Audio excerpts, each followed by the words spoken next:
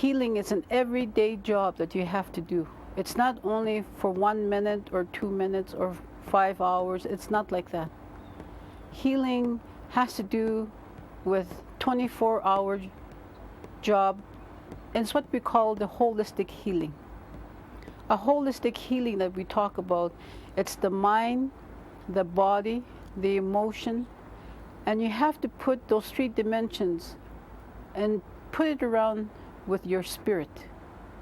We can never heal without our spirit. Our spirit is the one that's the most magic thing in our life, is that we were all born with spirit. The spirit that we carry is the Creator Spirit. The Creator Spirit, He gives us that spirit from Himself into all of us so that we can live on this earth for Him.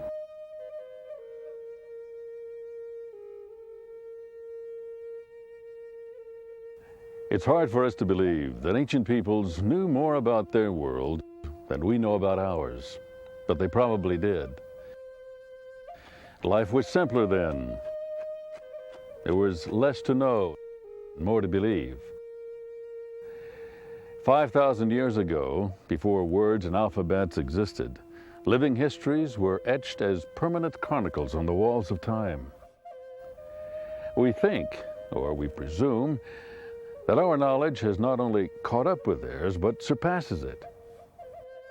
We think we know how they lived and how they died. We think we know. But those primitive peoples may have known more about healing and preventing disease and staying well than we give them credit for. Their medicine was a combination of faith and blind luck and relying on the good earth, relying on what was there. What nature provided was all there was. There was no corner drugstore, no medical specialist. Those luxuries would come a few thousand years later. They knew what would keep them from getting sick and what potions would ease the pains of snakebite and rheumatism and childbirth, and what would heal the wounds of arrows and gunshots and other scars of battles and daily living. Centuries of trial and error taught them what leaves and herbs and roots and smoke and heat and faith could do. They knew what could cure them and what could kill them. It was natural healing. And now, centuries later, the world is returning to it.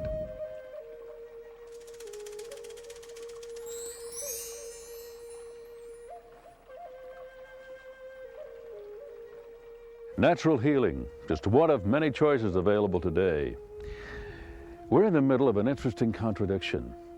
We know we have the most advanced medical system in the world, with exotic machines and drug therapies that couldn't have even been imagined 100 years ago, or even 50 years ago. And yet, there's a tendency to go back to old approaches. Why? For many reasons. Medical care has become too expensive, too impersonal, and people are searching for alternatives. Well, herbal healing has been around for basically thousands of years. It was the primary medicine used by man. And probably a lot of it has been done by experiment, trying a leaf and seeing if it felt better, or watching certain animals taking certain plants and then trying that also.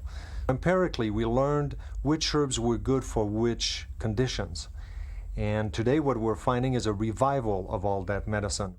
The American Medical Association for many years was very much against many of the herbal remedies, many of the alternative or complementary forms of therapy, and they pretty much put them over in a category akin to quackery. I think they're changing their views because they're looking at what people are doing. They're looking at the fact that many people have used these remedies and paid for them out of their pocket, I might add. $14 billion a year is spent on alternative medicine in the United States. $14 billion that people don't tell their doctors or insurance companies about. And the figure is growing. So much so that many physicians, in addition to the treatments they provide, now recommend alternative methods because they work, because they make sense, and many times they cost less. About half of the adults between the ages of 25 and 49 have turned to some form of alternative therapy at least once in the last year. I've always been a little bit chagrined by the fact that we call it alternative, and we call the kind of medicine I was trained in traditional medicine. But when you consider that some of these practices are literally thousands and thousands of years old, it kind of makes you wonder what is traditional and what isn't traditional. We're going back to what it was, the basics. And when you look at medicines, and especially drugs or pharmacology types of things, it's like we used to use roots, barks, berries, herbs, things. Then they said, no, you can't do that, you can't use that, that's heathenism, that's paganism, it's not right, it's not clean, whatever. Then they start using drugs, they start synthesizing these drugs and these derivatives from these natural things. And now you see in today's world, we're actually going back. Oh yeah, well, let's use these roots, these barks, these berries, these herbs that have been there all along, and again, what American Indian people knew and still know how to utilize today. If you go back to this United States and back to Withering, he was a physician early in the colonies who found digitalis, foxglove, and we use it for heart failure still and for controlling heart rate. And legend has it that he got the remedy from a, quote, witch, and they had 17 different things in a tonic, and he teased them apart until he found the active ingredient. Well, the natives of the still undiscovered New World of America were creating their vast knowledge of health and healing. Acupuncture was being developed in China. Needles inserted in one part of the body alleviate pain in other parts of the body and balance the flow of energy. Seems strange to us, but it works. 3,000 years ago in India, Ayurveda was developing, treating the whole person with diet, yoga, and meditation, and a blending of body, mind, and spirit. Are these and other alternatives like chiropractic, homeopathy, and spirituality at odds with each other, or do they complement each other? I incorporate energy balancing in my practice through the use of hands-on, which we have positive and negative contacts within the body. And this corresponds with the old ancient Chinese art of acupuncture, balancing meridians within the body of positive and negative energy flows to heal the body through a natural method. The World Health Organization is really encouraging all the countries of the world to adopt or to encourage more the tradition of herbal medicines, to make sure that it survives and that it thrives for many reasons. For example, having drugs that cost $4 a pill, where you have to take it 2 or 3 times a day in third world countries, how can they afford it? As herbal medicine that's grown there, that's actually growing in the wild where it can be harvested, oftentimes can do the same thing in terms of healing the person. The secret, the reality, has always been to use what was there. Long before Western medicine had a pill to give you, indigenous people from all over the earth have been taking natural plants. The Chinese, the Africans, the Indians, and of course the Native Americans have all relied on everything that grows in a full circle. My name is Ruby Wind Spirit, and I come from a matriarchal society where the medicine and the traditions are passed from grandmother to mother to daughter. And we're here about 9,000 feet in elevation, and we're looking for healing medicinal plants. When we go out into this area, we start out by offering tobacco and or cornmeal to the plants, Mother Earth, the Father Sky, and the 4 directions. One of the main plants we're looking for is Osha, which is also known as Chuchu Pate. And Chuchu Pate is a very strong healing medicine and a natural antibiotic. Some of the other plants that we use, a universal plant that's used in China, it's used all over North America, is a plant called Ligusticum porteri, or Osha root. Each nation of Indian tribes throughout the country have a species of Ligusticum that they utilize as a ceremonial, a symbolic, and a ritual use, ritual medicine, but it's also a very, very strong analgesic for the throat. It has mild antiviral properties, and oftentimes when I'm traveling for long distances and feeling a little bit tired, I'll suck on the root. We're also looking for yerba de burro up here for the stubborn men and women that like to drink but also want to be healed from their alcohol problems and their liver problems. I'd like to offer some tobacco to my sisters. Yerba de burro, otherwise known as thistle, a healing plant.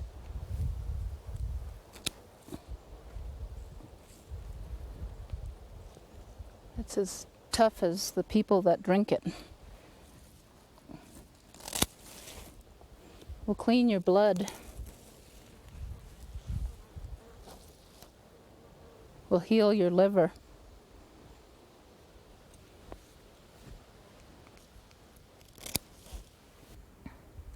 The common cold is a very interesting thing to heal. We usually use the very tips and the bark of a willow just to relieve the aches and pains of the physical body. And then we'll take some osha and coda and make a good strong tea out of it, and that will relieve the congestion in a person's chest. It will also warm their body up and help fight the infection, the viral infection. This is a common weed growing in the Hopi Reservation, along the Navajo Reservation, roadsides in New Mexico and Arizona. It's called Phelospermum gracilis, that's a scientific name. The common name in Spanish is called cota. In Hopi, they call it jojoysi. In Navajo, they call it chilawe. And it's a really nice, delicious beverage tea. And a lot of times during pregnancy, women have to be very, very careful as to what they ingest, and they can't take a lot of herbs. But this is a very, very safe plant during pregnancy, and the Hopi women give this to their pregnant daughters when they have high blood pressure. A lot of the remedies that might be used would be familiar to people in their own household. I mean, garlic is a remedy that commonly used by Asians for hundreds of years to lower blood pressure, for example. This is a plant that we call, a common name is swamp root, or in Spanish they call it yerba del manso. Yerba meaning herb, manso of the swamp. This plant grows, its scientific name is Anemopsis californica, but it grows in Arizona. Not abundantly, but in many swampy areas. And this is a root that is used as an antiseptic, a topical antiseptic, and also internally, you can drink it as a tea to soothe the pain of ulcers. This is a plant called mullein, and mullein is very, very good for asthmatics, and it's also good for people with any lung congestion. Comfrey is used as an edible and a medicinal. Comfrey is one of the plants that will help heal bruises like arnica montana. And comfrey is also one to clear up bones and digestive disorders such as ulcers. This is a plant called ephedra, and in Arizona we have about 6 varieties of the species ephedra. And there's a similar plant that grows in China that they call ma huang. We call this, sometimes it's called Mormon tea or Indian tea. This plant, if you brew it up into a tea, makes a delicious beverage. It's also a bronchial dilator and a central nervous system stimulant. You can use this as a substitute for coffee. It's good as a remedy for sinuses, congestion, and They've used it extensively in the Southwest as a blood purifier. One of the things that I use cedar for is when somebody that comes to my house that has very dark energy, I like to burn cedar to clear the house away. And this is nature's first Band-Aid. This is what we call the pitch of pinon pine. Things that I make with this pinon sap is a cream that I use for diabetics who has a lot of circulation problem. This is very antiseptic. You collect it, you can either take it right off the trees or get it right on the ground and warm it up and apply it topically if you have a cut or an open wound or a sore. And it's very, very soothing and healing, and it acts like a Band-Aid, very antiseptic. You can also take a little bit of it and put it in your mouth and just dissolve it between your cheek and gum, and it acts as a nice, mild expectorant. This is Yerba Buena, and Yerba Buena has been used throughout New Mexico for thousands of years. It's a very soothing, calming tea. I also use it on my ear cones that I make. Ear coning is a centuries-old way to relieve earache, to fight infection and remove toxins and wax from inside the ear. Tapered cones of muslin are inserted into the ear. The warm, dry smoke draws out excess fluids and wax, while the vaporized beeswax and the herbal essence of the smoke fight infection in the ear, the sinuses, and the lymph drainage system.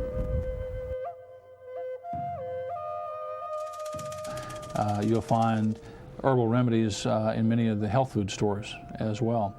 Probably one of the ones that is the most common drug right now that's getting a lot of attention would be St. John's wort, which is sold in Europe actually in larger volumes than some of the major antidepressants, things like Prozac, for example.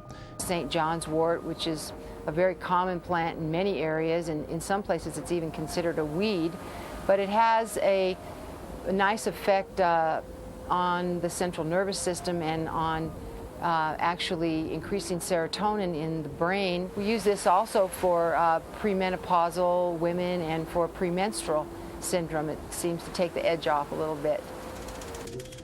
Well, echinacea is the coneflower, as I understand, which is in my wife's garden. It's a beautiful flower, and it's made into a tea, and it's used for many febrile syndromes, probably influenza, or the classical flu symptoms that people get, colds, and those kinds of things.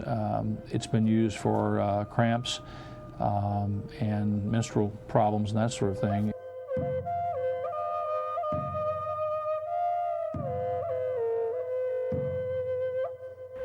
Man's early medicine was a mixture of fact and folklore and superstition. If leaves looked like the liver, they were used to treat the liver. Yellow plants were good for jaundice, red ones for the blood. If a plant or a tea smelled bad or tasted bad, it had to be good for you. At first, early European settlers didn't trust the people they thought were savages and their remedies. They brought many of their own herbs and plants with them to the New World. But over time, they found that those available in the New World worked as well or better. And after a while, it became hard to know whose medicine was being used, Indian medicine or white man's medicine, or combinations of both. I have come to see and understand that the American Indian and also South American Indian people gave the world well over 200 drugs that are now used in today's societies for different healing methods. Aspirin, painkillers, muscle relaxant, cure for scurvy, the cure for malaria. All of those remedies that are used today were in fact used by Indian people many, many, many centuries prior to Western civilization. Indians were also prolific inventors. They developed syringes and the surgical uses of rubber and cotton. They had a vast knowledge of anesthetics and antiseptics. They knew how to set fractures. Almost every Indian culture believed that every mountain had a soul, every tree, every rock, every living creature. And the Great Spirit flowed through all, keeping nature and mankind in perfect balance. Religious belief and daily life were intertwined, embodied by the medicine men, the priests, the magicians, and the healers, whose knowledge and rituals were handed down through the centuries. The medicine bag was their symbol of their status and authority, in which they carried their healing secrets. And even today, with everything we know, there are still many things we can't explain. Their secrets remain intact. Well, really interesting find recently here in New Mexico is a pair of baskets that turned up in a crevice tucked away in the Galisteo Basin, east and south of Santa Fe, right near a large pueblo that was occupied in the 17th century both by Puebloan Indians and by an Hispanic occupation, which included a mission at the pueblo. The baskets are long and skinny. They're of a style that really doesn't occur in New Mexico. They have little attachments on the end, and they're sort of like a Ziploc bag with a seam down the middle, and it closes up nice and tight when it's under some kind of pressure, like if it was slung over your shoulder. So they're perfect for traveling healer.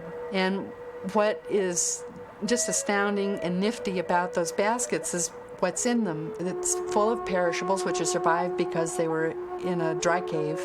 And they're little bundles of roots, all tied up with nice little ties. So we know that they were special things set aside in little sort of packages, and sometimes in combination with each other to give you an idea that they belong together and were used together. Since the roots and plants were combined or ground into powders or potions or brewed as tea, we would call them prescriptions. And today, as herbal remedies gain more acceptance, they are gathered in quantity, mass-produced, and sold in health food stores. Many years ago when I started selling herbal medicine, what I found is that very few doctors believed in it. They all thought we were quacks.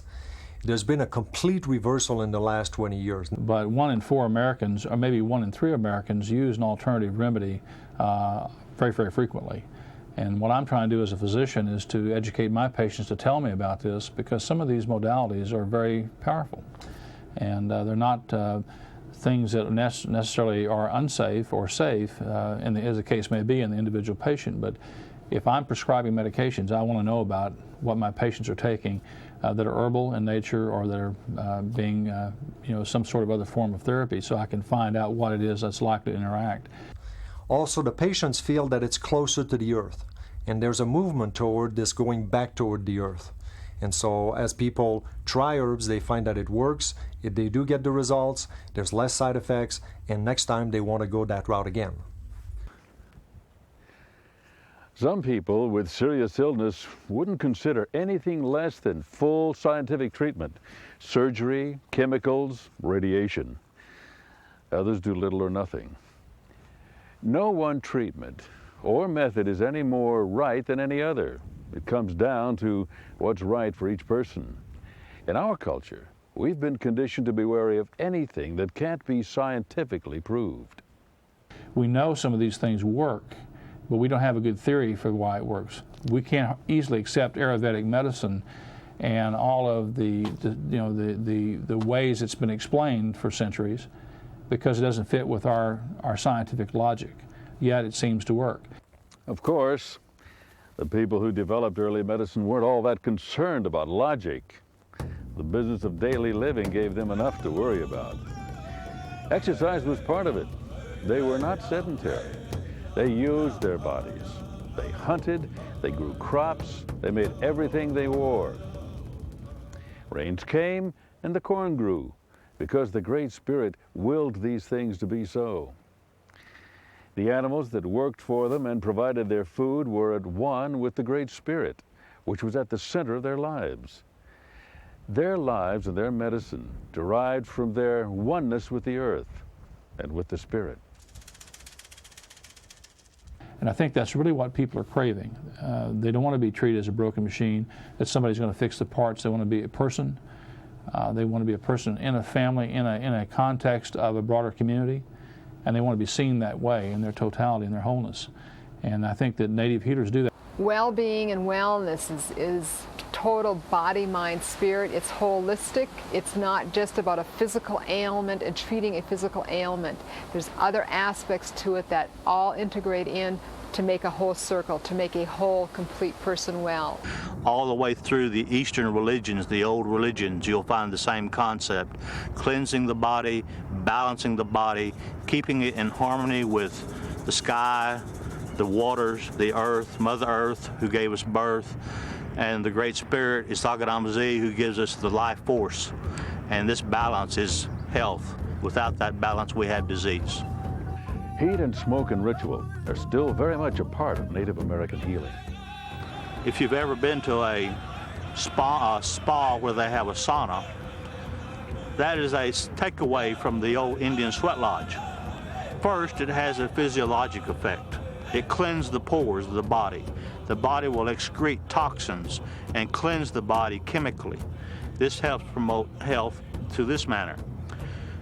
This is enhanced by the intake of certain clean water, clean food. Of course, they did not have a fire inside the sweat lodge, which was in certain tribes made out of wood and mud. In certain tribes, it's used like a teepee. And then you go into the southwestern tribes, they actually had these subterranean sweat lodges where you went down a ladder into under the ground, and it was encased in bedrock of some form. But it was an enclosed circle, and stones were heated and put in to promote sweats, to cleanse the body, and also to induce spiritual healing. Native Americans believed then, and believe now, that when the body works in harmony with nature, when the natural rhythms of the body and spirit work together, it's that energy that makes one whole. In our native stomp dances, in our habits of the native tribes in, say, Oklahoma, or in our homelands in Georgia, or South Carolina, or if you're Iroquois, or Sioux, or whatever, when you get into rhythm with nature, then your body becomes healthier, your mental stress is relieved, and you become a whole person spiritually and physically. Spiritual belief has always been very much a part of physical well-being. If people believe they can stay healthy, they can. If they believe they can get well, their chances are improved. And modern medicine, so-called traditional medicine, is finding ways to accommodate cultural differences. Now that America is becoming more plural all the time, and we're seeing a lot of Southeast Asians in our community, we're seeing lots of Kurdish refugees, we're seeing all kinds of different peoples, we're finding to be culturally competent and take care of patients in a patient-centered way that they value. We have to become students of those cultures, and we have to understand and be open to those cultures. And the culture that's most hidden and almost invisible in this country has been that of the American Native. And yet it has a rich, rich heritage, and has a lot to give us in return for us just learning and listening to our patients. Many times patients don't trust the traditional system, and they won't tell you these things. And I don't blame them, actually, because they're looked at as though they're not intelligent if they believe these things. Somehow we've got to get away from that so that they can, they can honor their traditions, and we can also practice good Western medicine as well. The healing is that it's so magnificent, beautiful, is that if you could walk on this life with harmony, bring that harmony and share it out with love. When you share it out with love, every tool you need for that healing process in your life, it will be there for you. So we've come full circle. The renewed interest in natural medicine is literally a return to our roots. At one time, natural healing was all there was. It worked, and that was enough. Today, it's an accepted alternative. Is it better? Well, that's up to each individual and each individual's needs. We know more today, but the questions remain. What are the best ways to treat illness? Or better yet, to keep from getting sick? Natural remedies? Synthetics? Lifestyle changes? Or combinations of all of them? Those who passed their knowledge along to us had no more access to truth than any other peoples. Their knowledge was vast, but not perfect. We've learned much from them about natural healing. And by combining today's needs with their ancient wisdom, we may be entering a more balanced approach to healthier ways of living.